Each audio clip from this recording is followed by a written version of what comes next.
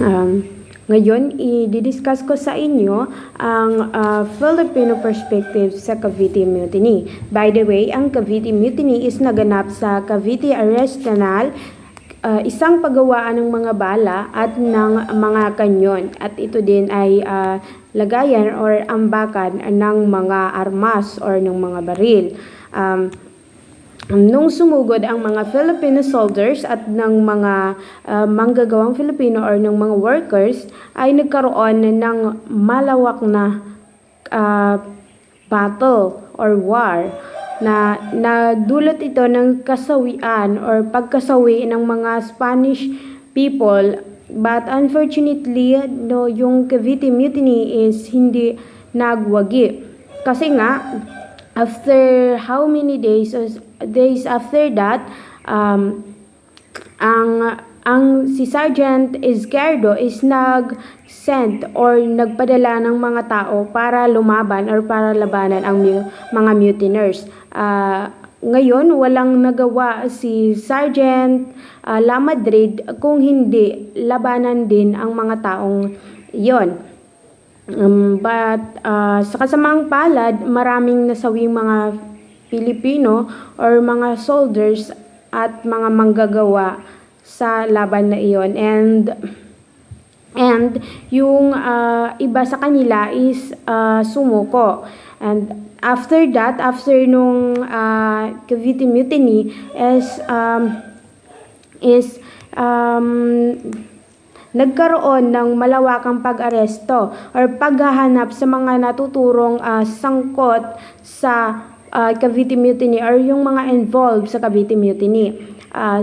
Dinakip nila yung mga taong may pinag-aralan, mga middle class at yung mga taong may matataas na katungkulan na mga Filipino dito sa Pilipinas. And isa nga sa mga nasabing nahuli nung mga panahong iyon or nung Cavite Mutiny is isa nga sa mga nasabing nahuli is yung tatlong pare or yung Gumborza, sila Mariano Gomez, Jose Burgos at Jacinto Zamora.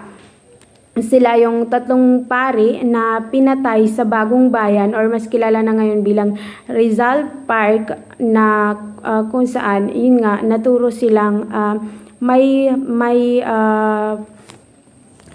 naturo sila na sangkot sila or may alam sila sa pangyayaring yung mutiny sa Cavite.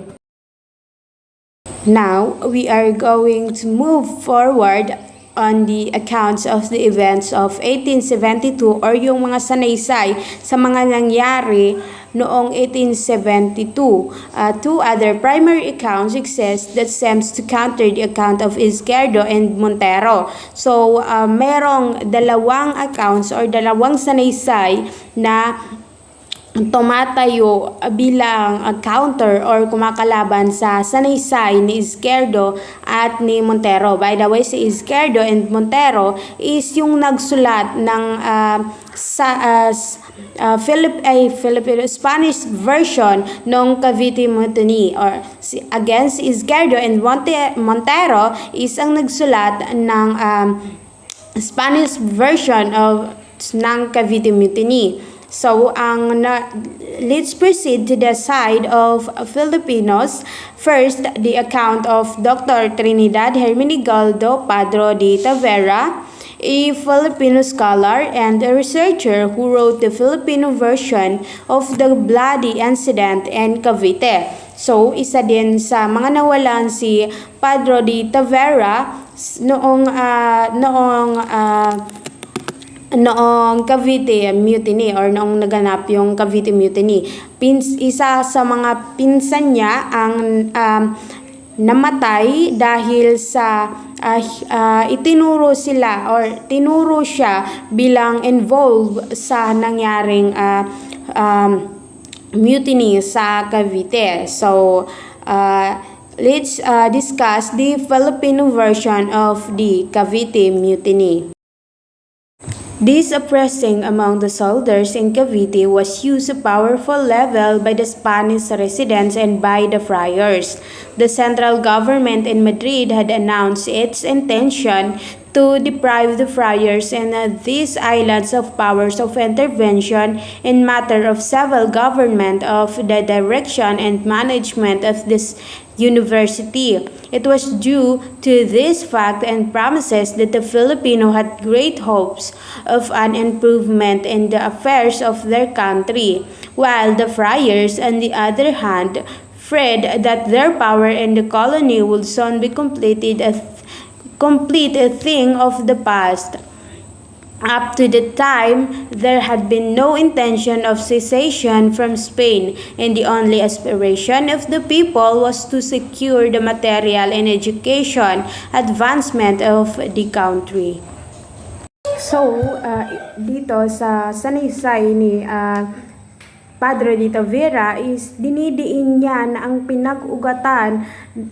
pinag-ugatan talaga nung mga pangyayaring iyon is yung pag-alis ng karapatan or pagtanggal ng karapatan nung mga sundalo or nung mga soldiers sa Cavite. Tinanggalan sila ng karapatan sa iba't ibang paraan. And also, yung halimbawa pinaghigpitan sila, pinagbayad sila ng mga taxes, and also binibigyan din sila ng ibang trabaho bukod sa trabaho nila sa Cavite Arsenal.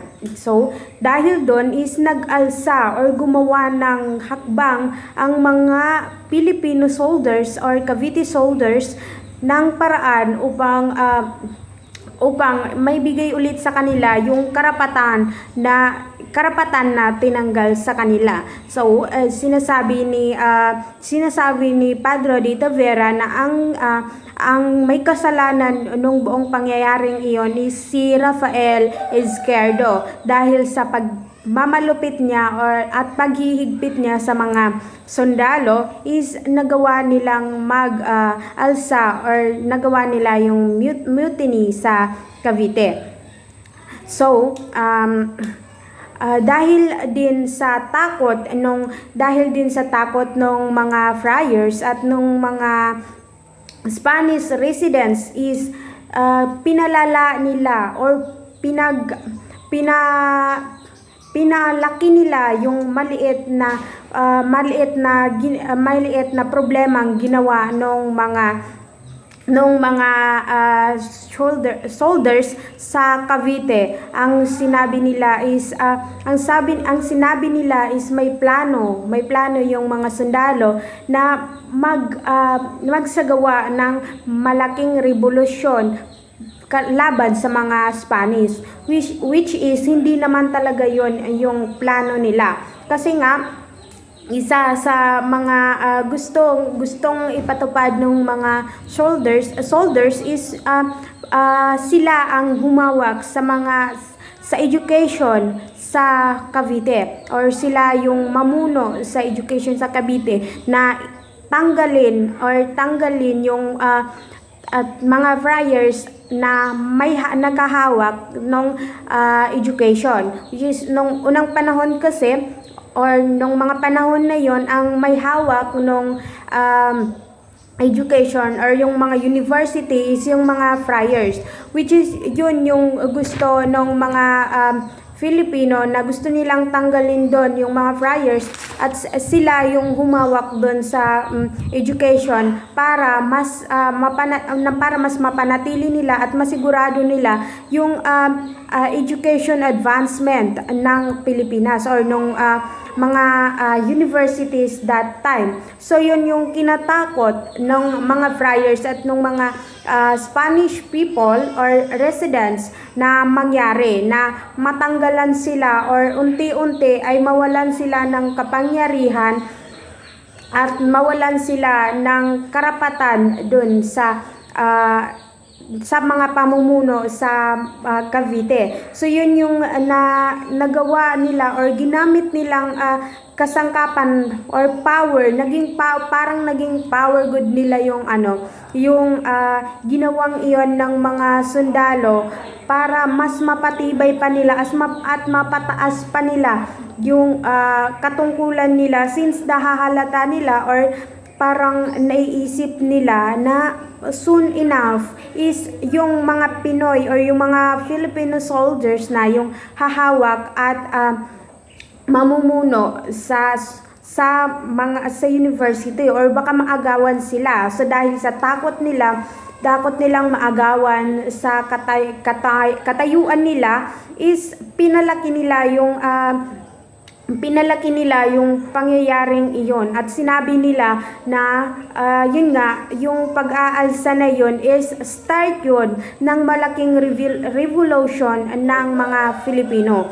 Kaya ang sinasabi talaga nitong si Padre Dita Vera, ang dinidiin talaga niya na may kasalanan or may ugat anong lahat ng pangyayaring iyon ay si Rafael Izquierdo. Kasi nga kung hindi niya pinagmalupitan or inalisan ng karapatan yung mga Filipino soldiers, is hindi nila maiisip na magsagawa nung mutiny. Kasi before pa, nung hindi pa si Izquierdo yung may hawak ng katungkulan, is marami silang karapatan at hindi sila napagmamalupitan. Pero nung pumasok na si Izquierdo, or siya na yung humawak, si General Izquierdo na yung humawak doon sa mutiny ay sa Cavite, is napaghigpitan na yung mga soldiers at nawalan na sila ng karapatan sa iba. Yun talaga yung totoong nangyari na sinasanaysay ni Padre Dita Vera na nangyari nga, which is hindi talaga yung mga Pilipino or yung mga soldiers yung may kasalanan ng lahat ng iyon, kundi ang pagmamalupit sa kanila at pag-alis sa kanila ng karapatan ni Izquierdo. So, dahil sa takot ng mga Spanish residents at ng mga praile na maagawan or mawalan sila, isang araw pagising nila is mawalan na sila ng kapangyarihan or mawala sila sa kanilang katungkulan, is minabuti nilang siraan yung mga tao or yung mga soldiers na yon. Kaya sinabi nila na start yon ng revolution ng mga Pilipino or ng mga soldiers. At ginamit din nila yung pangyayaring iyon na isang tools para alisin or ipapatay yung mga alam nila na kumakalaban sa kanila or humahadlang sa kanila. Yun yung naging dahilan kung bakit itinuro nila, or isa sa mga itinuro nila na alam nilang makakahadlang sa kanila, na nagsa-start ng revolution is yung Gomborza, which is yun yung naging dahilan kaya sila yung nagturo or nagsabi na isa ang Gomborza or sila Gomez, yung tatlong pare ay isa sa may mga alam or involved sa pangyayaring iyon sa Cavite. Yun yung naging dahilan kung bakit napapatay, or yun yung turo sa kanila ng mga praile, or yung takot ng mga praile at ng mga Spanish residents na matanggal sa karapatan ang nagdulot or naging reason kung bakit pinapatay yung Gomborza. However, the Central Spanish government introduced an educational decree fusing sectarian schools run by the friars into a school called the Philippine Institute. The decree aimed to improve the standard of education in the Philippines by requiring teaching positions in these schools to be filled by competitive examination, an improvement welcomed by most Filipinos. So despite of all of those events, nagbigay pa rin ng pag-asa or pagkakataon ng Spanish na i-introduce sa mga paaralan sa Pilipinas ang decree or mas mataas pang education. So, ang mga paaralan na takbo ng mga friars is tinawag na Philippine Institute, which is pili lang naman yung mga paaralan na pinataas or mas pinaganda yung way ng education, which yung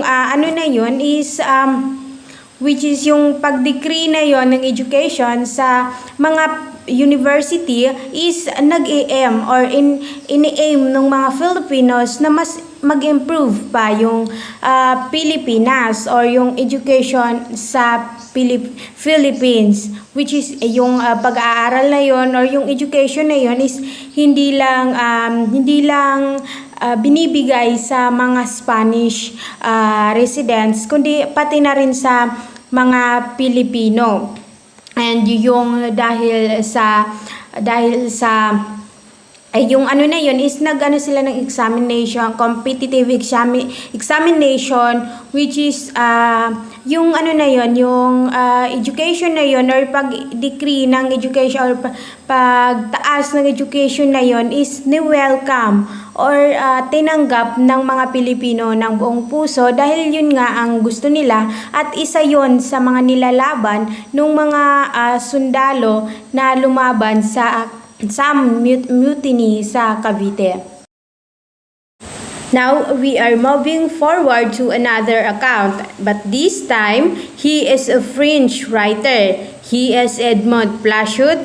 He completed Tavera's account and analyzed the motivation of the 1872. So today, makikita natin kung hindi ba bias yung account ni Tavera. Makikita natin kung totoo ba yung sinulat niya sa kanyang sanaysay about sa event sa Cavite Mutiny.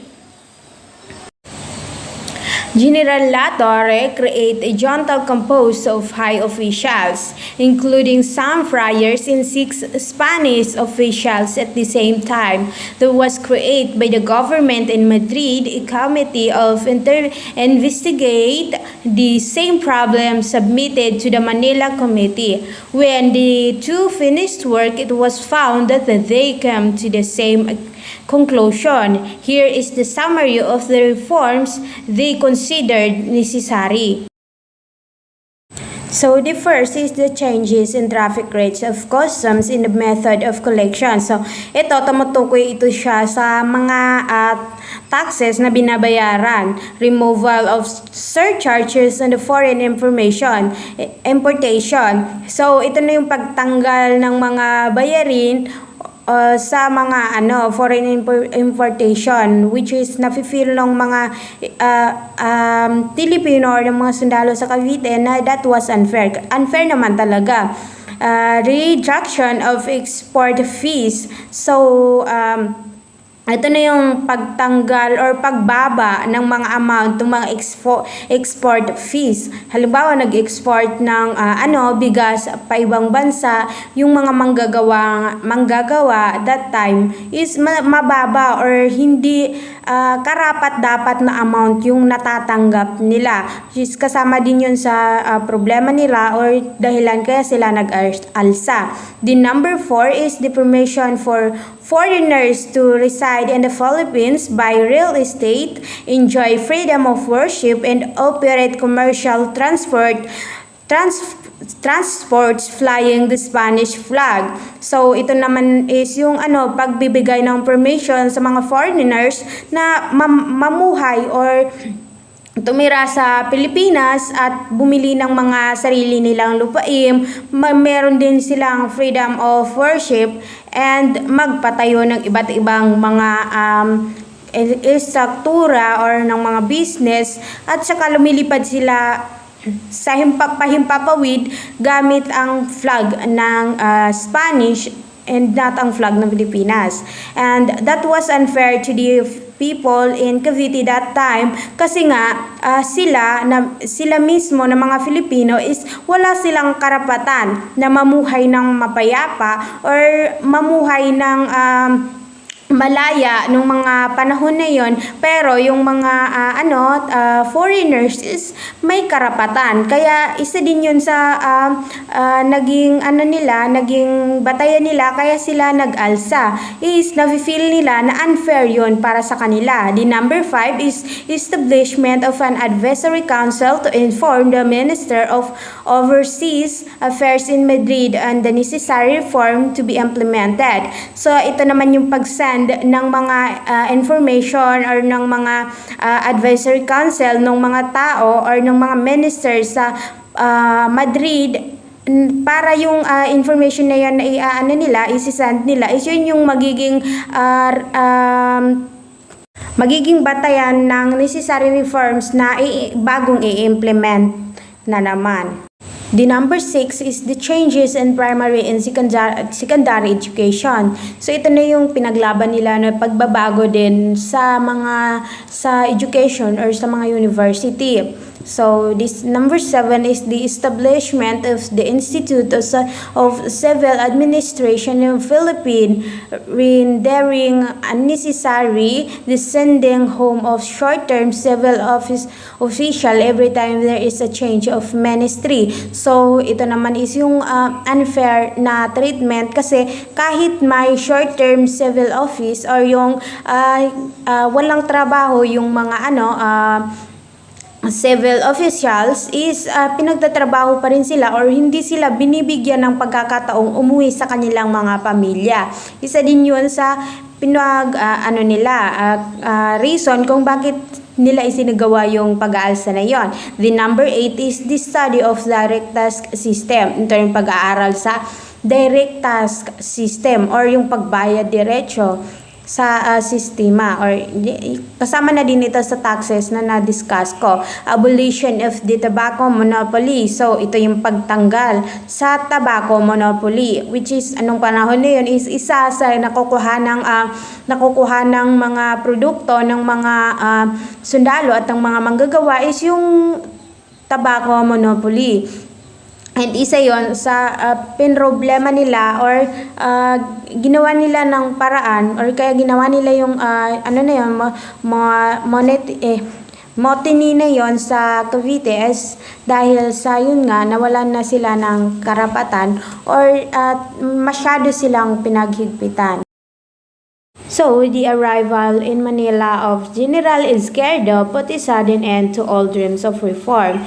The prosecution instituted by the new Governor General were probably expected as a result of the bitter disputes between the Filipino clerics and the friars. Such as policy must really end in a strong desire of the part of the other to represent cruelly.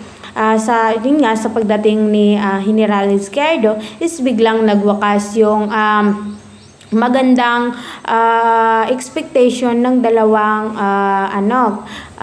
hukbo nito ngang mga mas lumala pa or mas lumaki pa yung hidwaan or sa pagitan ng mga Pilipino at ng mga praile. Dahil sa ganong patakaran or dahil sa ganong patakaran is naging dahilan ito ng pagnanais ng bawat isa na tanggalin or alisin ang pagmamalupit sa kanila ng mga Spanish o Spaniards. Tungkol naman sa mga paaralan or sa mga paaralan is dapat napag-usapan na or may usapan na papatayuan or magkakaroon sa Maynila ng isang lipunan ng mga or isang paaralan ng sining at kalakalan. Dapat magbubukas yung paaralan na yon noong March 1871 but unfortunately pagdating ni Izquierdo is pinigilan niya or sinuspended niya yung pagbubukas dapat nung paaralan na yon kung kaya't nagresulta ito ng galit at pagkainis or unfulfillment ng mga Filipino soldiers. Saan naging dahilan nito kaya sila umatak at kinalaban or pinaglaban yung kanilang mga karapatan. Ang mga Pilipino ay may tungkulin na magbigay ng serbisyo sa paggawa ng mga pampublikong kalsada at magbayad ng buwis taon-taon. Ngunit ang mga nagtatrabaho sa may transa ng arterya sa mga engineering shop at arsenal ng Cavite ay exempted sa obligasyong ito mula pa noong unang panahon. So, that's all for today, guys. Hope na may naintindihan kayo kahit konti sa discussion natin about sa different accounts of event in 1872. So, sana may natutunan kayo sa diniscuss ko and hopefully may masagot kayo sa mga activities. That's all. Thank you.